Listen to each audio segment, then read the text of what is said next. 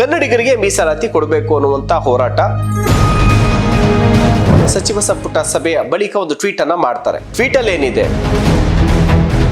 100% ಕನ್ನಡಿಗರಿಗೆ ಕೆಲಸವನ್ನ ಕೊಡಬೇಕು. ಟ್ವೀಟ್ ಅನ್ನ ಹ್ಯಾಂಡಲ್ ಮಾಡುವಂತ ಟೀಮ್ ಒಂದೊಂದು ಮಿಸ್ಟೇಕು ಕೂಡ ಬೇರೆ ರೀತಿಯಾದಂತಹ ಸಂದೇಶ ಹೋಗುತ್ತೆ, ದೊಡ್ಡ ಮಟ್ಟದ ಸುದ್ದಿ ಆಗುತ್ತೆ. ಇಂಥ ವಿಚಾರಗಳೆಲ್ಲವೂ ಕೂಡ ಟ್ವೀಟ್ ಹ್ಯಾಂಡಲ್ ಮಾಡುವಂತ ಟೀಮ್ ಅನ್ನ ಬದಲಾಯಿಸಬೇಕಾಗತ್ತೆ. ಎಷ್ಟು ಮಟ್ಟಿಗೆ ಕನ್ನಡಿಗರ ಪರವಾಗಿದೆ ಅನ್ನೋದಕ್ಕೆ ಇದು ಒಂದು ಬೆಸ್ಟ್ ಎಕ್ಸಾಂಪಲ್. ಇದು ನಿಜವಾಗ್ಲೂ ಕೂಡ ಆಗಿರುವಂತಹ ಮಿಸ್ಟೇಕ್ ಅಥವಾ ಒತ್ತಡಕ್ಕೆ ಮಣಿದಿದ್ಯಾ? ಸರ್ಕಾರ ಖಾಸಗಿ ಕಂಪನಿಗಳು ಜೊತೆಗೆ ಖಾಸಗಿ ಕೈಗಾರಿಕೆಗಳ ಒತ್ತಡಕ್ಕೆ ಮಣಿದಿದೆ. ನಿಜಕ್ಕೂ ಕೂಡ ಇದು ಆಘಾತವನ್ನು ಸೃಷ್ಟಿ ಮಾಡಿದೆ. ಇದು ಆಶ್ಚರ್ಯಕರ. ನಮಸ್ಕಾರ, ಪೊಲಿಟಿಕಲ್ ಸ್ಪೆಷಲ್ಗೆ ಸ್ವಾಗತ. ನೀವು ನೋಡ್ತಾ ಇದ್ದೀರಾ ನ್ಯಾಷನಲ್ ಟಿವಿ. ನಾನು ಶಿವಪ್ರಸಾದ್ ಮಾಗಡಿ. ಬಹುಶಃ ಸಿದ್ದರಾಮಯ್ಯ ಅವರು ಮುಖ್ಯಮಂತ್ರಿಯಾಗಿ ಈ ಹಿಂದೆ 5 ವರ್ಷ ಪೂರ್ಣವನ್ನ ಮಾಡಿದ್ರು, ಈಗ 1 ವರ್ಷವನ್ನ ಪೂರ್ಣ ಮಾಡಿದ್ರು. ಒಟ್ಟು 6 ವರ್ಷ ಮುಖ್ಯಮಂತ್ರಿಯಾಗಿ ಅಧಿಕಾರವನ್ನು ನಡೆಸಿರುವಂತಹ ಸಿದ್ದರಾಮಯ್ಯ ಅವರ ಈ 6 ವರ್ಷದ ಅವಧಿಯಲ್ಲಿ ಯಾವುದಾದ್ರೂ ಒಂದು ಗಂಭೀರವಾದಂತಹ ವಿಚಾರಕ್ಕೆ ಟ್ವೀಟ್ ಅನ್ನ ಮಾಡಿ ಮತ್ತೆ ಮತ್ತೆ ಆ ಟ್ವೀಟ್ಗಳನ್ನು ಡಿಲೀಟ್ ಮಾಡುವಂಥದ್ದು, ಆ ಟ್ವೀಟ್ಗಳನ್ನು ಎಡಿಟ್ ಮಾಡುವಂಥದ್ದು ಬಹುಶಃ ಇದೇ ಫಸ್ಟ್ ಅಂತ ಅನ್ಸುತ್ತೆ. ಯಾವ ವಿಚಾರಕ್ಕೆ? ಕನ್ನಡಿಗರಿಗೆ ಮೀಸಲಾತಿ ವಿಚಾರಕ್ಕೆ. ಖಾಸಗಿ ಕಂಪನಿ ಅಥವಾ ಖಾಸಗಿ ಕೈಗಾರಿಕಾ ವಲಯದಲ್ಲಿ ಕನ್ನಡಿಗರಿಗೆ ಮೀಸಲಾತಿ ಕೊಡಬೇಕು ಅನ್ನುವಂಥ ಹೋರಾಟ, ಡಾಕ್ಟರ್ ಸರೋಜಿನಿ ಮಹಿಷಿ ಅವರ ವರದಿಯನ್ನು ಜಾರಿಗೆ ತರಬೇಕು ಅನ್ನುವಂಥ ಹಲವು ವರ್ಷಗಳ ಹೋರಾಟ ಕೂಡ ಇದೆ. ಆದರೆ ಅದಕ್ಕೆ ಕನ್ನಡಿಗರ ಪರವಾಗಿ ನಮ್ಮ ಸರ್ಕಾರ ಇದೆ, ಕನ್ನಡಿಗರ ಪರವಾಗಿ ನಾವೆಲ್ಲ ಇದ್ದೀವಿ, ಕಾಂಗ್ರೆಸ್ ಸರ್ಕಾರ ಕನ್ನಡಿಗರ ಪರವಾದಂಥ ಸರ್ಕಾರ ಅನ್ನುವಂಥ ನಿಟ್ಟಿನಲ್ಲಿ ಇತ್ತೀಚೆಗೆ ಒಂದು ಟ್ವೀಟ್ ಅನ್ನ ಮಾಡ್ತಾರೆ. ಸಚಿವ ಸಂಪುಟ ಸಭೆಯ ಬಳಿಕ ಒಂದು ಟ್ವೀಟ್ ಅನ್ನ ಮಾಡ್ತಾರೆ. ಟ್ವೀಟ್ ಅಲ್ಲಿ ಏನಿದೆ, ಖಾಸಗಿ ಕಂಪನಿ ಅಥವಾ ಖಾಸಗಿ ಕೈಗಾರಿಕೆಗಳಲ್ಲಿ ಕನ್ನಡಿಗರಿಗೆ ಮೀಸಲಾತಿಯನ್ನ ಕೊಡಬೇಕು ಅನ್ನುವಂಥ ನಿಟ್ಟಿನಲ್ಲಿ ಸಚಿವ ಸಂಪುಟದಲ್ಲಿ ನಿರ್ಣಯವನ್ನ ಮಾಡಿ ಒಂದು ವಿಧೇಯಕವನ್ನ ನಾವು ಜಾರಿಗೆ ತಂದಿದ್ದೇವೆ. ಖಾಸಗಿ ವಲಯದಲ್ಲಿ ಕನ್ನಡಿಗರಿಗೆ ಉದ್ಯೋಗವನ್ನ ಕಲ್ಪಿಸುವಂತಹ ನಿಟ್ಟಿನಲ್ಲಿ, ಮೀಸಲಾತಿಯನ್ನ ಕಲ್ಪಿಸುವಂತ ನಿಟ್ಟಿನಲ್ಲಿ ನಮ್ಮ ಕಾಂಗ್ರೆಸ್ ಸರ್ಕಾರ ಬದ್ಧವಾಗಿದೆ. ಸಂಪುಟ ಸಭೆಯಲ್ಲಿ ಇದಕ್ಕೆ ಅನುಮೋದನೆ ಸಿಕ್ಕಿದೆ ಅನ್ನುವಂಥ ಟ್ವೀಟ್ ಅನ್ನ ಮಾಡ್ತಾರೆ. ಅದರಲ್ಲಿ ಏನಂದ್ರೆ, ಸಿ ಮತ್ತು ಡಿ ದರ್ಜೆಯ ಏನು ಕೆಲಸಗಳಿರ್ತಾವಲ್ಲ, ಸಿ ಕ್ಯಾಟಗರಿ ABCD ಅಂತ ಇರುತ್ತೆ. ಸೊ ಸಿ ಮತ್ತು ಡಿ ಕ್ಯಾಟಗರಿಯಲ್ಲಿ 100% ಮೀಸಲಾತಿಯನ್ನ ಕೊಡಬೇಕು ಅನ್ನುವಂಥ ಒಂದು ಟ್ವೀಟ್ ಆಗಿರುತ್ತೆ. ಸೊ ಅದಾದ ಬಳಿಕ ಟ್ವೀಟ್ ಡಿಲೀಟ್ ಆಗುತ್ತೆ. ಸೊ ಮತ್ತೊಂದು ಟ್ವೀಟ್ ಕೂಡ ಬರುತ್ತೆ. ಮೊದಲಿಗೆ ಒಂದು ಟ್ವೀಟ್ ಇರುತ್ತೆ, ಸೊ ನಾವು ಮೀಸಲಾತಿಯನ್ನ ಜಾರಿಗೆ ತರೋದಂತ ನಿಟ್ಟಿನಲ್ಲಿ ಈಗ ಆಲ್ರೆಡಿ ಸಚಿವ ಸಂಪುಟ ಕ್ಯಾಬಿನೆಟ್ ಮೀಟಿಂಗ್ ಅಲ್ಲಿ ಅಪ್ರೂವ್ ಆಗಿದೆ, ಒಪ್ಪಿಗೆಯನ್ನ ಕೊಟ್ಟಿದ್ದೀವಿ ಅನ್ನುವಂಥದ್ದು. ಅದಾದ ಬಳಿಕ ಮತ್ತೊಂದು ಟ್ವೀಟ್ ಬರುತ್ತೆ. ಅದರೊಳಗಡೆ ಸಿ ಮತ್ತು ಡಿ ದರ್ಜೆಯ ನೌಕರಿದೆಯಲ್ಲ, ಸೊ ಆ ಒಂದು ಕೈಗಾರಿಕೆ ಆಗಿರ್ಬೋದು ಅಥವಾ ಕಂಪನಿಗಳಲ್ಲಿ ಸಿ ಮತ್ತು ಡಿ ದರ್ಜೆಯ ಕೆಲಸಗಳಲ್ಲಿ 100% ಕನ್ನಡಿಗರಿಗೆ ಕೆಲಸವನ್ನ ಕೊಡಬೇಕು. ಅಂದ್ರೆ ಸಿ ಮತ್ತು ಡಿ ಕ್ಯಾಟಗರಿಯ 100 ಜಾಬ್ ಇತ್ತು ಅಂತಂದ್ರೆ ಕಂಪ್ನಿ ಅಥವಾ ಕೈಗಾರಿಕೆಯಲ್ಲಿ ಆ 100 ಜಾಬ್ಗಳನ್ನ ಕೂಡ ಕನ್ನಡಿಗರಿಗೆ ಕೊಡಬೇಕು, ಬೇರೆ ಭಾಷೆಗಳಿಗೆ ಕೊಡಬಾರ್ದು ಅನ್ನುವಂಥದ್ದು. ಅದಾದ್ಮೇಲೆ ಆ ಟ್ವೀಟ್ ಕೂಡ ಡಿಲೀಟ್ ಆಗುತ್ತೆ. ಮತ್ತೊಂದು ಟ್ವೀಟ್ ಬರುತ್ತೆ. ಆ ಟ್ವೀಟ್ ಅಲ್ಲಿ ಅಡ್ಮಿನಿಸ್ಟ್ರೇಷನ್ ಡಿಪಾರ್ಟ್ಮೆಂಟ್, ಆಡಳಿತಾತ್ಮಕ ಹುದ್ದೆಗಳೇನಿದೆ ಅದರಲ್ಲಿ 50%, ಆಡಳಿತಾತ್ಮಕ ಅಲ್ಲದಂತಹ ಹುದ್ದೆಗಳಲ್ಲಿ 75% ಮೀಸಲಾತಿಯನ್ನ ಕೊಡಬೇಕು, ಕನ್ನಡಿಗರಿಗೆ ಕೊಡಬೇಕು ಅನ್ನುವಂಥ ಮತ್ತೊಂದು ಟ್ವೀಟ್ ಅನ್ನು ಮಾಡ್ತಾರೆ. ಸೊ ಇದರಿಂದ ಖುಷಿಯಾಗಿರ್ತಾರೆ ಯಾರು ಕನ್ನಡಿಗರು, ನಾವೆಲ್ಲರೂ ಕೂಡ ಇದ್ದೀವಲ್ಲ. ಸೊ ನಮಗೂ ಕೂಡ ಕೆಲಸಗಳು ಸಿಗುವಂತಹ ನಿಟ್ಟಿನಲ್ಲಿ ಡಾಕ್ಟರ್ ಮಹಿಷಿನಿ ವರದಿ ಜಾರಿಗೆ ತರೋದಕ್ಕೆ ಇಷ್ಟೆಲ್ಲ ಮಿನಾಮೇಷನ್, ಹೆಂಗೋ ಈ ಒಂದು ಸರ್ಕಾರ ಬಂದು ನಮಗೆ ಒಂದಷ್ಟು ಉದ್ಯೋಗ ಮೀಸಲಾತಿಯನ್ನ ಕನ್ನಡಿಗರಿಗೆ ಕೊಡ್ತಿದೆ ಅನ್ನುವಂಥ ಖುಷಿಯಲ್ಲಿದ್ರು. ಕನ್ನಡ ಪರ ಸಂಘಟನೆಗಳು ಕೂಡ ಖುಷಿಯಲ್ಲಿದ್ರು. ಅವರೆಲ್ಲರೂ ಕೂಡ ಒಂದು ಸಂಭ್ರಮಾಚರಣೆ ಮಾಡುವಂಥ ಸಂದರ್ಭಕ್ಕೆ ಬಂದಂಥ ಟೈಮಲ್ಲಿಯೇ ಮತ್ತೊಂದು ಟ್ವೀಟ್ ಬರುತ್ತೆ. ಇಲ್ಲ, ಅದನ್ನ ಕ್ಯಾಬಿನೆಟ್ನಲ್ಲಿ ಅಪ್ರೂವ್ ಆಗಿದ್ದಂತಹ ಕನ್ನಡಿಗರಿಗೆ ಉದ್ಯೋಗ ಮೀಸಲಾತಿಯ ಒಂದು ವಿಧೇಯಕವನ್ನ ತಾತ್ಕಾಲಿಕವಾಗಿ ತಡೆ ಹಿಡಿಯಲಾಗಿದೆ. ಮುಂಬರುವಂತಹ ದಿನಗಳಲ್ಲಿ ಇದ್ರ ಬಗ್ಗೆ ಪರಾಮರ್ಶಿಸಿ ಕ್ರಮವನ್ನ ಕೈಗೊಳ್ಳಲಾಗುತ್ತೆ, ಜಾರಿ ಮಾಡುವಂತ ನಿಟ್ಟಿನಲ್ಲಿ ಕ್ರಮವನ್ನ ಕೈಗೊಳ್ಳಲಾಗುತ್ತೆ ಅನ್ನೋ ಒಂದು ಟ್ವೀಟ್ ಬರುತ್ತೆ. ಅದು ಆಯ್ತು. ಮತ್ತೊಂದು ಟ್ವೀಟ್ ಬರುತ್ತೆ.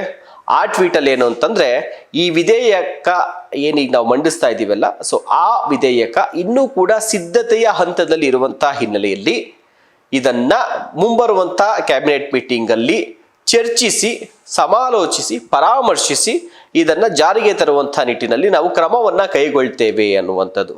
ಸೊ ಆಲ್ಮೋಸ್ಟ್ ಒಂದೇ ದಿವಸದಲ್ಲಿ ಇವರು ಜಾರಿಗೆ ಮಾಡ್ದು ಅಂತ ಹೇಳಿ ಮತ್ತೆ ಅದರಲ್ಲಿ ಆಲ್ಟ್ರೇಷನ್ಗಳು ಮಾಡಿ ಪರ್ಸೆಂಟೇಜ್ನ ಕಮ್ಮಿ ಮಾಡಿ ಎಲ್ಲ ಮಾಡಿ ಕೊನೆಯದಾಗಿ ಇಲ್ಲ ವಾಪಸ್ ತೆಗೆದುಕೊಳ್ತಿದ್ದೀವಿ ಅನ್ನುವಂಥ ನಿರ್ಧಾರವನ್ನು ಕೂಡ ಆ ಟ್ವೀಟ್ನಲ್ಲಿ ಪ್ರಕಟ ಮಾಡ್ತಾರೆ. ಕಾಂಗ್ರೆಸ್ನ ನಾಯಕರು ಇದು ಕೊಡುವಂಥ ಉತ್ತರ ಕೆಲವೊಂದಷ್ಟು ಕಮ್ಯುನಿಕೇಷನ್ ಗ್ಯಾಪ್ ಆಯಿತು, ಅದರಿಂದ ಈ ರೀತಿಯಾದ ಮಿಸ್ಟೇಕ್ಗಳಾಗಿದೆ ಅನ್ನುವಂಥದ್ದು. ನೋಡಿ, ರಾಜ್ಯದ ದೊರೆ ಅಂತಂದ್ರೆ ಅದು ಮುಖ್ಯಮಂತ್ರಿ ಯಾರಿದ್ದಾರೆ? ಸಿದ್ದರಾಮಯ್ಯ ಅವರು.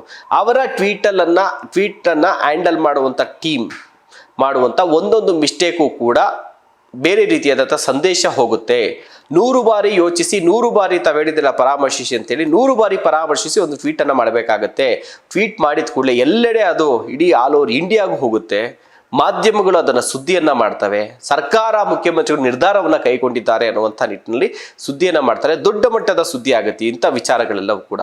ಹೀಗಿದ್ದಂಥ ಟೈಮಲ್ಲಿ ಒಂದು ಸಿದ್ದರಾಮಯ್ಯ ಅವರೇ ಹೇಳಿದಂಥ ಹೇಳಿಕೆಗಳನ್ನು ಅವರು ಟ್ವಿಟರಲ್ಲಿ ಹಾಕಿದ್ದ, ಅಥವಾ ಟ್ವೀಟ್ ಹ್ಯಾಂಡಲ್ ಮಾಡುವಂಥ ಟೀಮ್ ಮಿಸ್ಟೇಕ್ ಆದರೆ ನೀವು ಟ್ವೀಟ್ ಹ್ಯಾಂಡಲ್ ಮಾಡುವಂಥ ಟೀಮನ್ನು ಬದಲಾಯಿಸಬೇಕಾಗತ್ತೆ.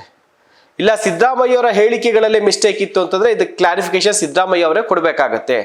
ಕನ್ನಡಿಗರಿಗೆ ಉದ್ಯೋಗವನ್ನ ಕಲ್ಪಿಸುವಂತ ನಿಟ್ಟಿನಲ್ಲಿ ಖಾಸಗಿ ಕಂಪನಿ ಮತ್ತು ಕೈಗಾರಿಕೆಗಳಲ್ಲಿ ಮೀಸಲಾತಿನ ಕಲ್ಪಿಸುವಂತ ನಿಟ್ಟಿನಲ್ಲಿ ಸರ್ಕಾರದ ಜವಾಬ್ದಾರಿ, ಸರ್ಕಾರದ ಪಾತ್ರ, ಕನ್ನಡಿಗರ ಪರವಾಗಿರುವಂತಹ ಸರ್ಕಾರ ಅಂತ ಹೇಳುವಂತಹ ರಾಜಕೀಯ ಪಕ್ಷಗಳು ಅಥವಾ ಆಡಳಿತದಲ್ಲಿರುವಂತಹ ಪಕ್ಷಗಳು ಎಷ್ಟು ಮಟ್ಟಿಗೆ ಕನ್ನಡಿಗರ ಪರವಾಗಿದೆ ಅನ್ನೋದಕ್ಕೆ ಇದು ಒಂದು ಬೆಸ್ಟ್ ಎಕ್ಸಾಂಪಲ್. ಯಾವಾಗ ಏನು ಒತ್ತಡ, ಇದು ನಿಜವಾಗ್ಲೂ ಕೂಡ ಆಗಿರುವಂಥ ಮಿಸ್ಟೇಕಾ ಅಥವಾ ಒತ್ತಡಕ್ಕೆ ಮಣಿದಿದ್ಯಾ? ಖಂಡಿತ ಇದು ಒಂದ್ಸಲಿಯ ಮಿಸ್ಟೇಕ್ ಆದ್ರೂ ಓಕೆ, 3-4 ಸಲ ಮಿಸ್ಟೇಕ್ ಆಗೋದಕ್ಕೆ ಚಾನ್ಸೇ ಇಲ್ಲ. ನಿಜವಾಗ್ಲೂ ಕೂಡ ಸರ್ಕಾರ ಖಾಸಗಿ ಕಂಪನಿಗಳು ಜೊತೆಗೆ ಖಾಸಗಿ ಕೈಗಾರಿಕೆಗಳ ಒತ್ತಡಕ್ಕೆ ಮಣಿದಿದೆ. ಆ ರೀಸನ್ ಬಿಟ್ಟರೆ ಬೇರೆ ಯಾವುದೂ ರೀಸನ್ ಇವರು ಇಷ್ಟು ಬಾರಿ ಉಲ್ಟಾ ಹೊಡೆಯೋದಕ್ಕೆ ಕಾರಣ ಬೇರೆ ಯಾವುದೇ ರೀತಿಯಾದಂಥ ಕಾರಣ ಇಲ್ಲ. ಖಾಸಗಿ ಕಂಪನಿಗಳ, ಖಾಸಗಿ ವಲಯದ, ಖಾಸಗಿ ಕೈಗಾರಿಕಾ ವಲಯದ ಒತ್ತಡವೇ ಸರ್ಕಾರ ತನ್ನ ನಿರ್ಧಾರದಿಂದ ಹಿಂದೆ ಸರಿಯೋದಕ್ಕೆ ಪ್ರಮುಖ ಕಾರಣ ಅನ್ನುವಂಥದ್ದು ಈಗ ಮೇಲ್ನೋಟಕ್ಕೆ ಗೊತ್ತಾಗ್ತಾ ಇರುವಂಥ ಸತ್ಯ. ಯಾವಾಗ ಈ ಟ್ವೀಟ್ ಅನ್ನ ಮಾಡ್ತಾರೆ, ಯಾವಾಗ ಕ್ಯಾಬಿನೆಟ್ನಲ್ಲಿ ಇದಕ್ಕೆ ಅಪ್ರೂವಲ್ ಸಿಗುತ್ತೆ, ಮೀಸಲಾತಿಗೆ, ಕನ್ನಡಿಗರ ಉದ್ಯೋಗ ಮೀಸಲಾತಿಗೆ, ಖಾಸಗಿ ವಲಯದಿಂದ, ಖಾಸಗಿ ಕಂಪನಿಗಳೇನಿದೆ ಆ ವಲಯದಿಂದ ವ್ಯಾಪಕ ವಿರೋಧ ವ್ಯಕ್ತವಾಗುತ್ತೆ. ಬಯೋಕಾನ್ನ ಮುಖ್ಯಸ್ಥೆ ಶಾ ಇರ್ಬೋದು, ಕಿರಣ್ ಮಜುಂದಾರ್ ಶಾ ಇರ್ಬೋದು, ಪೈ ಅವ್ರು ಇರ್ಬೋದು, ಗೋವಿಂದಾಸ್ ಪೈ ಅವರಾಗಿರ್ಬೋದು, ಇವರೆಲ್ಲರೂ ಕೂಡ ತೀವ್ರ ವಿರೋಧವನ್ನು ವ್ಯಕ್ತಪಡಿಸ್ತಾರೆ. ನಿಜಕ್ಕೂ ಕೂಡ ಈ ರೀತಿಯಾದಂಥ ಸರ್ಕಾರದ ನಿರ್ಧಾರ ನಿಜಕ್ಕೂ ಕೂಡ ಇದು ಆಘಾತವನ್ನು ಸೃಷ್ಟಿ ಮಾಡಿದೆ, ಇದು ಆಶ್ಚರ್ಯಕರ, ಇದೊಂದು ಘೋರವಾದಂಥ ನಿರ್ಧಾರ ಅನ್ನುವಂಥ ಕಂಪ್ಲೇಂಟ್ಗಳು ಕೇಳಿ ಬರ್ತವೆ. ಸರ್ಕಾರದ ವಿರುದ್ಧ ಖಾಸಗಿ ಕಂಪನಿಗಳ ಮುಖ್ಯಸ್ಥರು, ಮಾಲೀಕರು, ಗ್ರೂಪ್ಗಳೇನಿದೆ, ಅವರೆಲ್ಲರೂ ಕೂಡ ಆಕ್ರೋಶವನ್ನು ವ್ಯಕ್ತಪಡಿಸ್ತಾರೆ. ಯಾಕೆ, ಅವ್ರಿಗೇನು ಸಮಸ್ಯೆ ಅನ್ನುವಂಥದ್ದು ಕೂಡ ಒಂದು ವರ್ಷನಲ್ಲಿ ನಾವು ಯೋಚನೆ ಮಾಡಬೇಕಾಗತ್ತೆ. ಕರ್ನಾಟಕಕ್ಕೆ ನೀವು ಬಂದಿರ್ತೀರಾ, ಕರ್ನಾಟಕದ ಆಸ್ತಿ ಏನಿದೆ, ಕರ್ನಾಟಕ ಸರ್ಕಾರ ನಿಮಗೆ ಒಂದು ಜಾಗವನ್ನು ಕೊಡುತ್ತೆ ಕಂಪನಿಗಳು ಅಥವಾ ಫ್ಯಾಕ್ಟ್ರಿಗಳನ್ನು ಮಾಡೋದಕ್ಕೆ ಅಂತೇಳಿ, ಅದಕ್ಕೆ ಒಂದಷ್ಟು ಸಬ್ಸಿಡಿಯನ್ನು ಕೊಡುತ್ತೆ. ನಿಮಗೆ ಕರೆಂಟು ಜೊತೆಗೆ ನೀರು, ರೋಡು, ಇನ್ನಿತರ ಎಲ್ಲ ಸೌಲಭ್ಯಗಳನ್ನು ತುಂಬ ಡಿಸ್ಕೌಂಟ್ ಮಾಡಿ ನಿಮಗೆ ಸಬ್ಸಿಡಿ ದರದಲ್ಲಿ ಕೊಡುತ್ತೆ. ಯಾಕೆ ನೀವು ಬಂದಿಲ್ಲಿ ಉದ್ಯೋಗವನ್ನು ಆರಂಭ ಮಾಡಿ ನಮ್ಮ ಕನ್ನಡಿಗರಿಗೆ ಕೆಲಸವನ್ನ ಕೊಡಿ, ಕನ್ನಡಿಗರ ಕೈಗೆ ಕೆಲಸವನ್ನ ಕೊಡಿ ಅನ್ನುವಂಥ ಕಾರಣಕ್ಕೆ ಕೊಟ್ಟಿರ್ತಾರೆ. ಇಂತಹ ಕಂಪನಿಗಳು ಯಾಕೆ ಉದ್ಯೋಗದಲ್ಲಿ ಕನ್ನಡಿಗರಿಗೆ ಮೀಸಲಾತಿ ಅಂತ ವಿಚಾರ ಬಂದಾಗ ಯಾಕೆ ವಿರೋಧವನ್ನ ವ್ಯಕ್ತಪಡಿಸ್ತಾರೆ ಅನ್ನುವಂಥ ಒಂದು ಪ್ರಶ್ನೆ. ನೋಡಿ, ಈಗ ಉದ್ಯೋಗ ಮಾಡೋಕ್ಕೆ ಅಂತ ಬರೋರು ನಮ್ಮ ಕರ್ನಾಟಕ ಉದ್ಧಾರ ಮಾಡಬೇಕು ಅಂತೇನು ಅವ್ರು ಬರಲ್ಲ. ಅವ್ರಿಗೆ ಉದ್ಯೋಗ, ಒಂದು ಬಿಸ್ನೆಸ್ ಮಾಡಬೇಕು, ಒಂದಿಷ್ಟು ಹಣ ಅಂತ ಒಂದು ಹಾಕ್ತಾರೆ, ತಂದು ಅದರಲ್ಲಿ ಒಂದಿಷ್ಟು ಲಾಭ ಅಂತ ಮಾಡ್ಕೊತಾರೆ. ಅವ್ರಿಗೆ ಜಾಗ ಯಾವುದಾದ್ರೂ ಟ್ಯಾಕ್ಸ್ ಕಟ್ಟಬೇಕು, ಟ್ಯಾಕ್ಸ್ನ ಕಟ್ತಾರೆ. ಅವ್ರಿಗೇನು ಫೈನಲಿ ನಾವು ಒಂದಷ್ಟು ಅಮೌಂಟನ್ನು ಇನ್ವೆಸ್ಟ್ ಮಾಡ್ತೀವಿ, ಅದರಿಂದ ಒಂದಷ್ಟು ರಿಟರ್ನ್ಸನ್ನು ನಾವು ತೆಗೆದುಕೊಳ್ಬೇಕು ಅನ್ನುವಂಥದ್ದು. ಅವ್ರಿಗೆ ಇಲ್ಲೇನಾಗುತ್ತೆ ಅಂದರೆ ಸ್ಕಿಲ್ ನಮಗೆ ಇಂಪಾರ್ಟೆಂಟ್. ಕಿರಣ್ ಮಜುಂದಾರ್ ಶಾ ಅವರು ಕೂಡ ಹೇಳಿರುವಂಥದ್ದಷ್ಟೇ, ನಮಗೆ ಸ್ಕಿಲ್ ಯಾರ ಬಳಿಯಲ್ಲಿದೆ, ಅದರಲ್ಲೂ ಕೂಡ ತಾಂತ್ರಿಕವಾದಂಥ ಕೆಲಸಗಳನ್ನು ಮಾಡುವಂಥದ್ದು, IT-BT ಕಂಪ್ನಿಗಳಲ್ಲಿ ಕೆಲಸ ಮಾಡೋಂಥದ್ದು ಸ್ಕಿಲ್ ತುಂಬಾ ಇಂಪಾರ್ಟೆಂಟ್. ಯಾರಲ್ಲಿ ತುಂಬ ಬುದ್ಧಿ ಚೆನ್ನಾಗಿದೆ, ನಮ್ಮ ಕೆಲಸಕ್ಕೆ ಬೇಕಾದಂಥ ಸ್ಕಿಲ್ ಯಾರ ಬಳಿಯಲ್ಲಿದೆ, ಅವ್ರನ್ನ ಕರ್ಕೊಂಡು ನಾವು ಕೆಲಸವನ್ನು ಕೊಟ್ಟು ಸಂಬಳ ಕೊಟ್ಟು ಕೆಲಸ ಮಾಡಿಸ್ಕೊಂಡು ನಮ್ಮ ಪ್ರಾಜೆಕ್ಟ್ಗಳನ್ನ ನಾವು ಮುಗಿಸ್ಕೊತೀವಿ. ನೀವು ಕನ್ನಡಿಗರನ್ನೇ ತಗೊಬೇಕು ಅಂತ ಬಂದಾಗ ಆ ಕನ್ನಡಿಗರಲ್ಲಿ ಅಷ್ಟು ಸ್ಕಿಲ್ ಇತ್ತು ಅಂತಂದ್ರೆ ನಾವು ಖಂಡಿತವಾಗ್ಲೂ ಬೇಕಾದವ್ರನ್ನ ತಗೊಬೋದು. ಆದರೆ ಅವರಲ್ಲಿ ಅಂತಹ ಸ್ಕಿಲ್ ಇಲ್ಲ. ಅದನ್ನ ಹೊರತುಪಡಿಸಿ ಬೇರೆ ರಾಜ್ಯದ ಯಾರು, ಆಂಧ್ರ ಆಗಿರ್ಬೋದು, ಕೇರಳ ಆಗಿರ್ಬೋದು, ತಮಿಳುನಾಡು ಆಗಿರ್ಬೋದು, ಅಥವಾ UP ಆಗಿರ್ಬೋದು, ಅಲ್ಲಿಂದ ಬರುವಂಥ ಎಂಪ್ಲಾಯೀಸ್ಗಳು ಅವ್ರಿಗೆ ಸ್ಕಿಲ್ ಚೆನ್ನಾಗಿದ್ದು ನಮ್ಮ ಒಂದು ಕೆಲಸಗಳಿಗೆ, ನಮ್ಮ ಒಂದು ಪ್ರೊಡಕ್ಟಿವಿಟಿಗೆ ಹೆಲ್ಪ್ ಆಗುವಂಥ ನಿಟ್ಟಿನಲ್ಲಿ ಅವರ ಟ್ಯಾಲೆಂಟ್ ಇತ್ತು ಅಂತಂದ್ರೆ ನಾವು ಅವರನ್ನೇ ತೆಗೆದುಕೊಳ್ತೀವಿ. ನೀವು 100% ಮೀಸಲಾತಿ ಅಥವಾ 50%, 75% ಅಂತಂದ್ರೆ ತುಂಬಾ ಕಷ್ಟ ಆಗುತ್ತೆ. ಈ ಒಂದು ಕಾರಣಕ್ಕೆ ಇದು ಸಂವಿಧಾನದ ವಿರೋಧಿ ನಡೆ, ಯಾವುದೇ ಕಾರಣಕ್ಕೂ ಇದನ್ನ ನಾವು ಒಪ್ಪೋದಿಲ್ಲ ಅನ್ನುವಂತಹ ಒಂದು ದೊಡ್ಡದಾದಂಥ ವ್ಯಾಪಕವಾದಂಥ ವಿರೋಧ, ಸರ್ಕಾರ ತೆಗೆದುಕೊಂಡಂಥ ನಿರ್ಧಾರದ ಮೇಲೆ ಈ ಒಂದು ವ್ಯಾಪಕವಾದಂಥ ವಿರೋಧ ವ್ಯಕ್ತವಾಗುತ್ತೆ. ಈ ಒಂದು ಕಾರಣಕ್ಕೆ ಒಂದಷ್ಟು ಜನ ಸಚಿವರು, ಒಂದಷ್ಟು ಜನ ಶಾಸಕರು ಕೂಡ ಸಲಹೆಯನ್ನ ಕೊಟ್ಟಿದ್ದಾರೆ ಸಿದ್ದರಾಮಯ್ಯ ಅವರಿಗೆ ಮತ್ತೆ ಸರ್ಕಾರಕ್ಕೆ. ಇದರಿಂದಾಗಿ ಈ ನಿರ್ಧಾರವನ್ನ ವಾಪಸ್ ತೆಗೆದುಕೊಳ್ಳುವುದಕ್ಕೆ ಕಾರಣ ಬೇರೇನೂ ಕೂಡ ಇಲ್ಲ.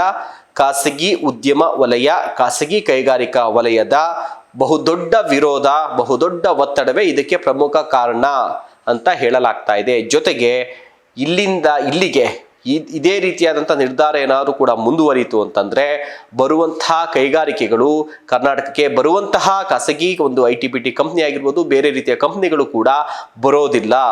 ಇದರ ಜೊತೆಗೆ ಇರುವಂತಹ ಕಂಪನಿಗಳು ಕೂಡ ಬೇರೆ ರಾಜ್ಯಗಳಿಗೆ ಈ ರೀತಿಯಾದಂಥ ನಿರ್ಧಾರ ಯಾವ ರಾಜ್ಯದಲ್ಲಿ ಇಲ್ಲ, ಫ್ರೀ ಹ್ಯಾಂಡ್ ಇದೆ, ಅವ್ರಿಗೆ ಬೇಕಾದಂಥ ಎಂಪ್ಲಾಯೀಸ್ ಅನ್ನು ತೆಗೆದುಕೊಬಹುದು, ಬೇಕಾದಷ್ಟು ಸಂಬಳವನ್ನು ಕೊಟ್ಟು ಕೆಲಸ ಮಾಡಿಸ್ಕೊಬಹುದು ಅನ್ನುವಂಥ ಫ್ರೀ ಹ್ಯಾಂಡ್ ಇರುವಂಥ ರಾಜ್ಯಗಳಿಗೆ ಶಿಫ್ಟ್ ಆಗುವಂಥ ಸಾಧ್ಯತೆಗಳು ಹೆಚ್ಚಾಗಿದೆ. ಈ ಒಂದು ಕಾರಣ, ಈ ಒಂದು ಒತ್ತಡಕ್ಕೆ ಮಣಿದು ಸರ್ಕಾರ, ರಾಜ್ಯ ಸರ್ಕಾರ ಕನ್ನಡಿಗರ ಪರವಾಗಿ ನಾವು ತೀರ್ಮಾನವನ್ನು ತೆಗೆದುಕೊಂಡಿವಿ ಅಂತ ಟ್ವೀಟ್ ಮಾಡಿದಂಥ ಸಿದ್ದರಾಮಯ್ಯ ಅವರ ಸರ್ಕಾರ, ಖುದ್ದು ಸಿದ್ದರಾಮಯ್ಯ ಅವರು ಈ ನಿರ್ಧಾರದಿಂದ ಹಿಂದೆ ಸರಿದಿದ್ದಾರೆ. ಆದರೆ ಮುಂದಿನ ಕ್ಯಾಬಿನೆಟ್ ಮೀಟಿಂಗಲ್ಲಿ ಇದರ ಬಗ್ಗೆ ಪರಾಮರ್ಶಿಸಿ ನಾವು ಕ್ರಮವನ್ನು ಕೈಗೊಳ್ತೇವೆ, ನಿರ್ಧಾರವನ್ನು ಪ್ರಕಟ ಮಾಡ್ತೀವಿ ಅಂತ ಹೇಳಿದ್ದಾರೆ. ಅದು ಮುಂದಿನ ಕ್ಯಾಬಿನೆಟ್ನಲ್ಲಿ ಆಗುತ್ತಾ ಅಥವಾ ಈ ಒಂದು ನಿರ್ಧಾರ ಹೀಗೆ ಕನ್ನಡಿಗರಿಗೆ ಖಾಸಗಿ ಒಂದು ಉದ್ಯೋಗ ಕ್ಷೇತ್ರದಲ್ಲಿ, ಖಾಸಗಿ ಕ್ಷೇತ್ರದಲ್ಲಿ ಉದ್ಯೋಗ ಮೀಸಲಾತಿ ಅನ್ನುವಂಥದ್ದು ಇನ್ನೂ ಕೂಡ ಕನಸಾಗಿ ಉಳಿಯುತ್ತಾ ಅನ್ನುವಂಥ ಪ್ರಶ್ನೆ ಈಗ ಮುಂದಾಗಿದೆ. ಇದೇನಾದರೂ ಕೂಡ ಮುಂದಿನ ಕ್ಯಾಬಿನೆಟ್ನಲ್ಲಿ ಏನಾದರೂ ಕೂಡ ಮತ್ತೇನಾದ್ರು ಕೂಡ ಇವರೇನಾದ್ರು ಅದ್ರ ಬಗ್ಗೆ ಏನಾದ್ರು ಕೂಡ ಯೋಚನೆನೂ ಮಾಡದೆ, ಅದ್ರ ಬಗ್ಗೆ ಪ್ರಕಟನೂ ಕೂಡ ಮಾಡದೇ ಇದ್ರೆ ಕನ್ನಡ ಪರ ಸಂಘಟನೆಗಳು, ಕನ್ನಡಿಗರು ಬೀದಿಗಿಳಿದು ಹೋರಾಟ ಮಾಡುವಂಥ ಎಚ್ಚರಿಕೆಯನ್ನ ಕೂಡ ಕೊಡುವಂಥ ಸಂದರ್ಭ ಬರೋದ್ರಲ್ಲೂ ಕೂಡ ಯಾವುದೇ ಸಂದೇಹ ಇಲ್ಲ. ಸರ್ಕಾರ ಈ ವಿಚಾರದಲ್ಲಿ, ಕನ್ನಡಿಗರ ಪರವಾಗಿ ನಿಲ್ಲುವಂತಹ ವಿಚಾರದಲ್ಲಿ ಯಾವ ನಿರ್ಧಾರವನ್ನ ಕೈಗೊಳ್ಳುತ್ತೆ ಅನ್ನುವಂಥದ್ದನ್ನ ಕಾದು ನೋಡಬೇಕಾಗಿದೆ. ಸರ್ಕಾರದ ಈ ಒಂದು ನಿರ್ಧಾರ ಖಾಸಗಿ ಕಂಪನಿಗಳ ಒತ್ತಡಕ್ಕೆ ಮಣಿದು ಈ ವಾಪಸ್ ತೆಗೆದುವಂತಹ ನಿರ್ಧಾರ ಆಗಿರ್ಬೋದು, ಅಥವಾ ಮೀಸಲಾತಿ ಕೊಡಬೇಕು ಅನ್ನುವಂಥ ನಿರ್ಧಾರ ಆಗಿರ್ಬೋದು, ಎಲ್ಲದ್ರ ಬಗ್ಗೆ ತಮ್ಮ ಅನಿಸಿಕೆ ಅಭಿಪ್ರಾಯಗಳನ್ನ ದಯಮಾಡಿ ಕಮೆಂಟ್ ಬಾಕ್ಸ್ನಲ್ಲಿ ಮೆನ್ಷನ್ ಮಾಡಿ ಅಂತ ಹೇಳ್ತಾ, ಅಥವಾ ಈ ಕುರಿತಾಗಿ ಏನಾದ್ರು ಕೂಡ ಹೆಚ್ಚಿನ ಒಂದು ಮಾಹಿತಿ ನಿಮ್ಮ ಬಳಿ ಇದ್ದು ಈ ಆ್ಯಂಗಲಲ್ಲಿ ಏನಾದ್ರು ಕೂಡ ಸ್ಟೋರಿಗಳನ್ನ ನೀವು ಮಾಡಿ ಅನ್ನುವಂಥ ಅಭಿಪ್ರಾಯ ಇತ್ತು ಅಂತಂದರೆ ಕಮೆಂಟ್ ಬಾಕ್ಸಲ್ಲಿ ಆ ಒಂದು ಕಂಟೆಂಟನ್ನು ಕೂಡ ಮೆನ್ಷನ್ ಮಾಡಿ ಅಂತ ಹೇಳ್ತಾ ಕಾರ್ಯಕ್ರಮವನ್ನು ಮುಗಿಸ್ತಾ ಇದ್ದೀವಿ. ನಮಸ್ಕಾರ.